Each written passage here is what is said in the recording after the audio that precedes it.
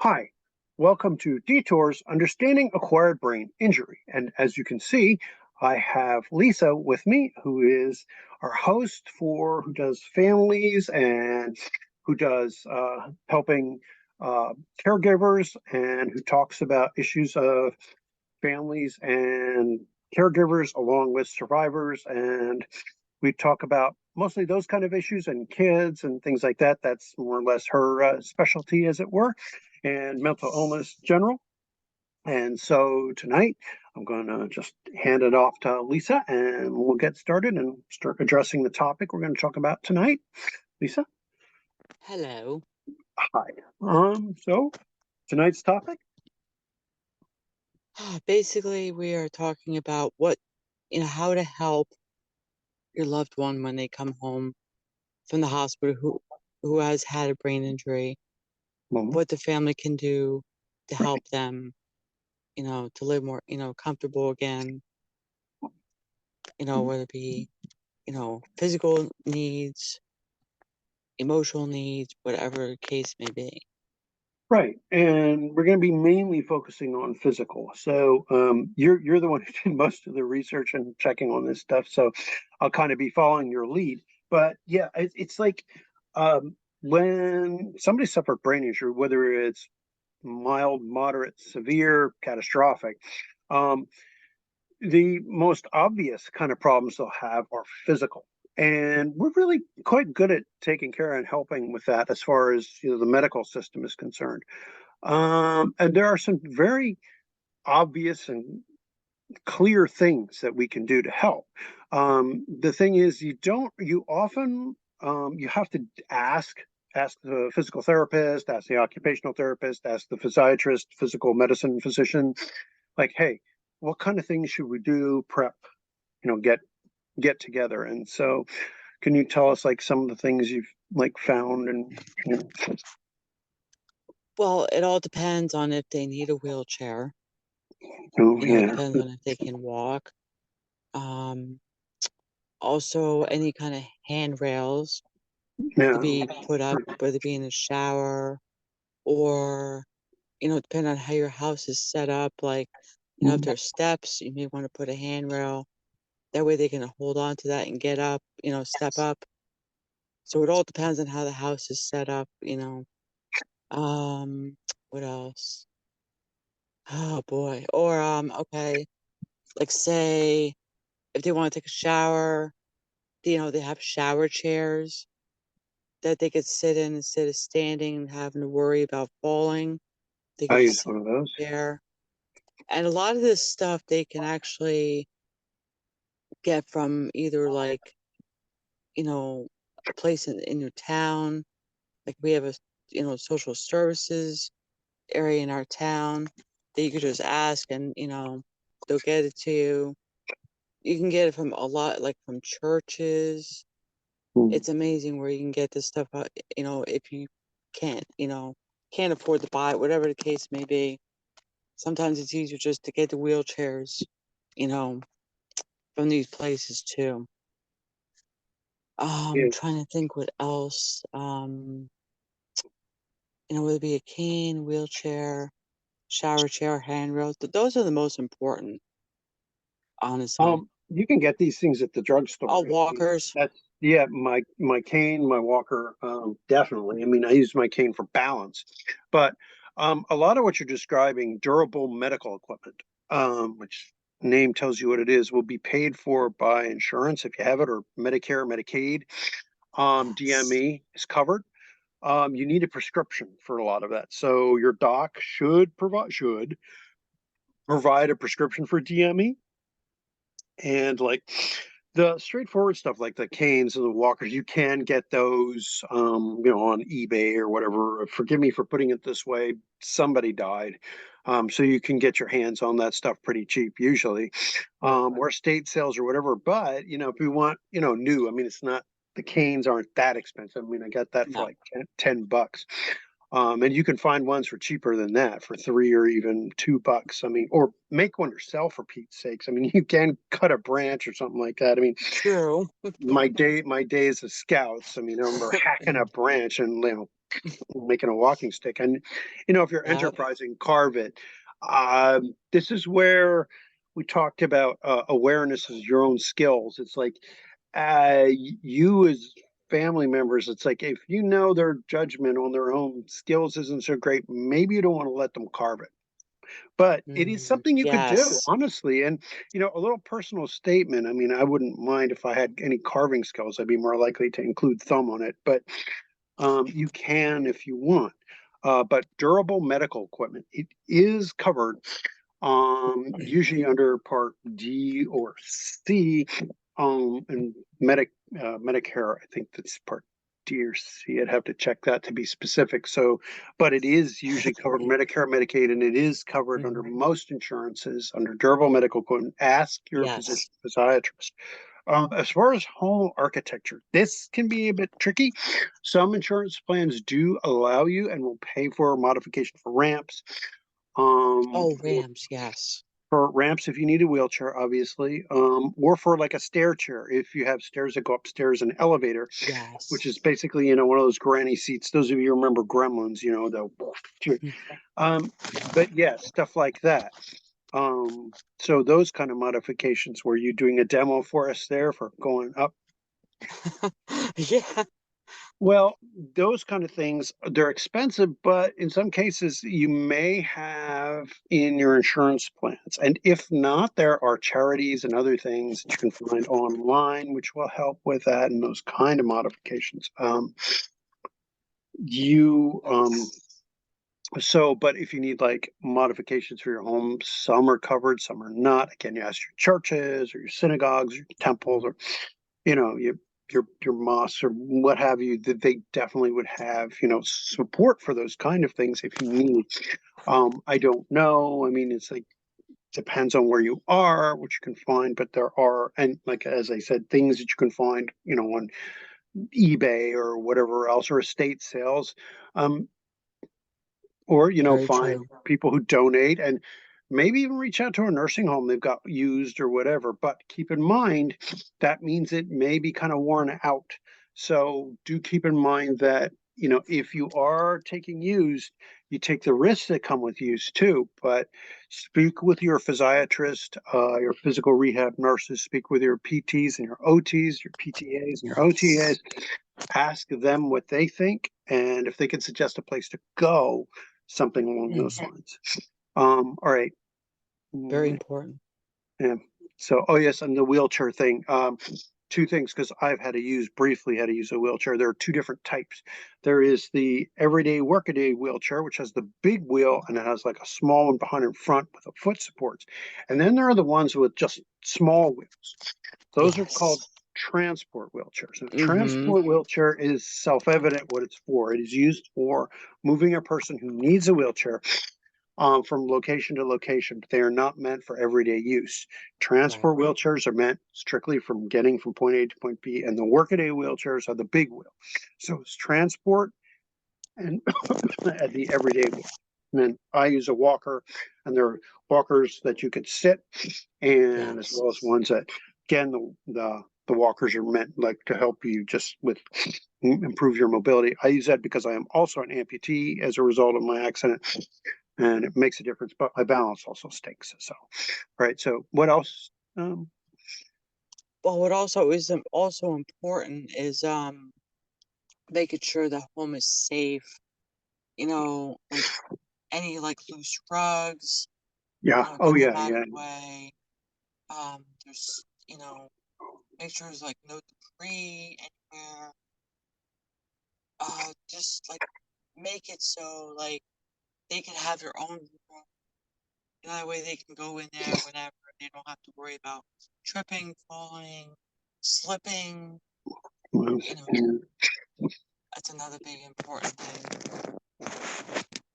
Those are the most physical things, just so they are very happy when they come home. Yeah, no, and these are just, straightforward accommodations that you would need. Yeah, trip hazards, cords, watch out for cords that stick out because again, a lot of us have trouble with our balance. I know that you have some balance related issues. I mean, you use a cane, Yes. like I do. And so issues for like tripping and fall hazards, Oh, loose yeah. rugs, yeah, in the kitchen, those throw rugs down there. I know it's like worrying about spills and stuff. Oh, And yes, yes. we are more likely to spill stuff, because our vision is often impacted. We may see double, stuff like that, which is True. something else to worry about. You can get glasses to help with that with the prisms or modified to reduce. Lighting, we may complain about too much bright light. Yes. However, if these are places that are potential trip hazards, good lighting is very important. Good lighting, not like Yes. that oppressive, but well lit. Night lights, Yes, good that was idea in the another one. bathroom. Night lights in the bathroom. Yep. Like Again, in their room. and in their room, yes, it's true. Right. Also, make sure like you don't want a loose rug, so you want to put the barriers there so there's not to reduce the trip hazards. You don't want to have boxes sitting around, especially like in their room sitting there, because again, trip Nope. hazard. Um, Sneakers, Velcro instead of like tie, unless they are Yes. very good with it, because otherwise they're likely to trip and fall. Markers for stairs. Confusion happens a lot. Medications, if they're taking meds, um, you want to light up along the edge of the stairs so they don't trip and fall. Because especially if they're coming back home, chances are they may not remember what's where. Very Memory true. issues.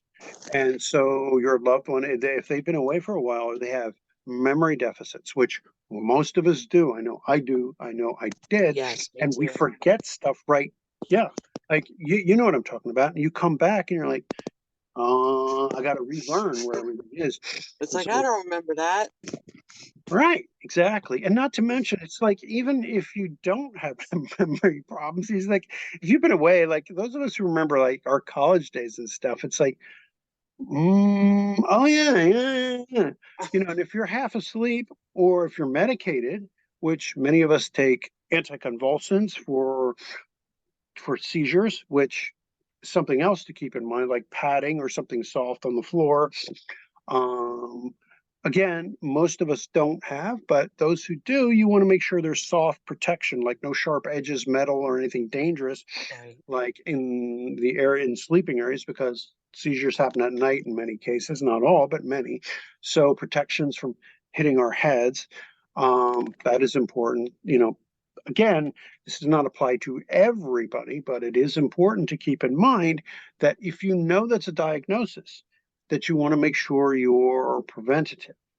Um, Somebody, at Yes. least at first, when they come home, physical problems, make sure that somebody else manages their medications at first, because, and when we get into cognition, we'll talk about this later, but maybe initially have somebody else at least check on, if you're going to have them manage their own meds. Um, like I said, as far as like trip hazards, the cords, the carpets, like small objects, easy to trip over, good lighting, um, uh, stoves. Oh, yes. The Yeah. stoves. Yeah. If it's electrical, maybe if you're not going to be around, maybe you want to just turn off the circuit breaker, or you want to take the knobs. Just something, because again, reorienting to home and that kind of impulsiveness, sometimes again, you want to talk to the physiatrist or talk to the neuropsychologist or neuro. Yes. Maybe they're likely to try to cook when they don't have the skills yet. See my video on, self-awareness. Sometimes again, not all, this is just in some cases, but this is why you need to talk to the physiatrist before you come home, think they could do things that they can't. And, maybe mom has been cooking since she had the kids and decides she can cook, or dad decides that he can operate the power tools out in the garage. Oh boy. And maybe the fact that he can't see clearly, or Oh, maybe the fact that her coordination isn't quite what it used to be, would make you want to preclude those kind of things. What you would do to childproof a house is probably what you should be doing if they've got some of these cognitive problems that yes. I talk about. But, Lisa, what kind of stuff did they do? What kind of stuff did you do like when you came home? Because you do have some physical deficits like I do. Do you remember any of the things that were, like protective? Um, it was basically just, keeping everything out of my way, making it safe so I don't trip on anything, Uh-huh. you know, moving any kind of wires or putting them somewhere else, that because that's a big thing. Yeah. Yeah, me too. Um, Oh yeah. our deficits, although we have some cognitive stuff, it isn't quite as severe. We're on the luckier side of it. It's like we're considered moderately disabled. So it isn't, there's good than moderate. So it's like, not, it's like between that line. So it isn't quite as bad. But those who are more, moderate to more severe in disability, more attention has to be paid, especially if they're both serious cognitive as well as serious Yes. physical. I definitely have my share of physical problems, but I generally could, if I have to, it's like I can, manage to scrape myself together despite being a middle-aged guy. And you know how helpless and useless middle-aged guys are when it comes to self-care. I mean, let's face it. And Yes. if you add brain injury to that, that definitely impairs us even more. But I can if I have to. But a lot of both men and women, because women tend to do more poorly neurologically due to physiological factors and other things with brain injury. So that is also something to keep in mind too. Um, Women with brain injury tend to have more serious cognitive, affective, and physical side effects. So do keep that in Yes. mind. I mean, the research bears this out. It's something I want to talk about at a later time, but it's things to mind.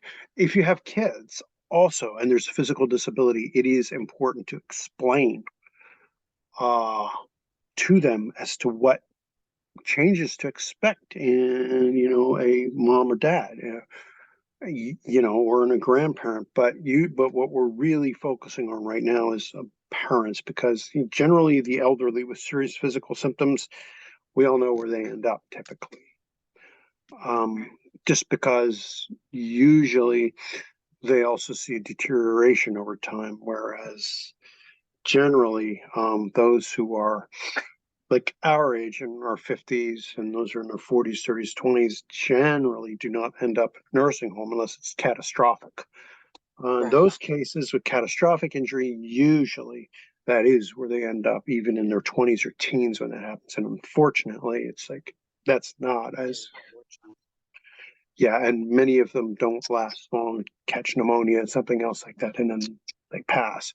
But those who do a little better do end up, going home, and it requires a lot of change and a lot of acceptance of something that is difficult to accept by, by family. But the physical disabilities, there's a lot that can be done. There are lifts to help you if there's Yes. also spinal involvement, and many traumatic brain injuries due to motor vehicle accidents or things like that. There is spinal involvement often. One can have lifts installed. There are certain weight limits for the home lifts, and there are Hoyer lifts which can be used to help from bedside, things like that. Aids you can hire. There are companies that provide, as well as the DME providers. There's always like some company called like At Home Oxygen or At Home, like IV or something like that, who provide the DME. But there are also companies that provide aids and in-home nursing care. Some paid for by Medicare, some paid for by Medicaid, and it's complicated. That's definitely outside my range of knowledge, but Right. um, and you had talked about like services, um, like that New Jersey has to help Oh yeah. FSO and like Oh things like that. yes. Oh And yes. CMO, coordinated CMO, family care. Family Services Organization, things like that. And linking to that, and you can go back and see that. And there are disability advocates and things like that who can help to transition. And these services don't just apply to parents, they do also apply to kids. There are many kids who end Yes. up being disabled, and where you need these kind of, to keep these kind of things in mind, they may need wheelchairs and they may need ramps and other modifications and adjustments. And so just to, you know, keep that um, And in I'm your, sure with the Brain Injury Alliance, Mhm. I'm sure they could also give you some ideas Yes, and resources as well. that's a good You point know, too. that would be a good thing too. As long as you're, Um, as well as your local groups, your local brain injury support groups, they have help yes. and support that you as, and many of them have an, for caregivers.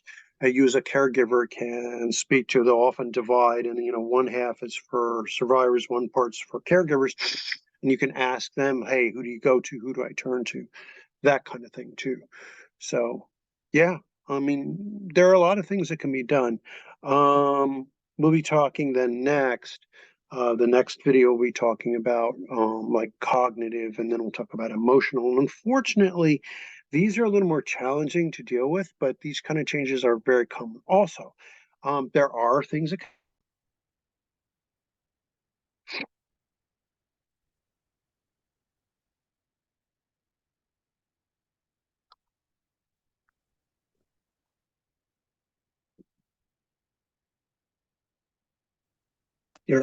can be done, but uh, it is more challenging when you have to deal with it. So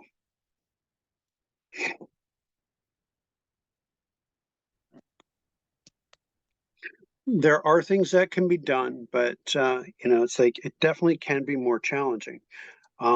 Looks like we had a little bit of a brownout there for a moment, but fortunately Yeah. we're right near the end here, and there are things that can be done. And so all I want to say then is like I do want to thank you, and fortunately it was right here at the end, and so you know. Just want to say, if you like more, if you like content like this, and hopefully we'll see you in the next episode. And then we'll be talking about, like I said, the emotional cognitive. And we have some other things we want to Yes. talk about, love languages and traumatic brain injury, things like that. And there are plenty of other interesting topics we'll be getting into. So I just want to say thanks again. And please click like and subscribe to Detours. And if you have any comments, questions, anything like that for Lisa, who for families, if you have any suggestions of the videos, anything like that.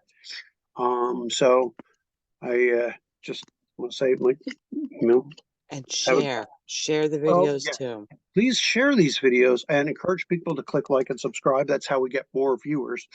And but yeah, but do share them amongst those who would benefit. And so, Yes. yeah, so have a good night, Thank you.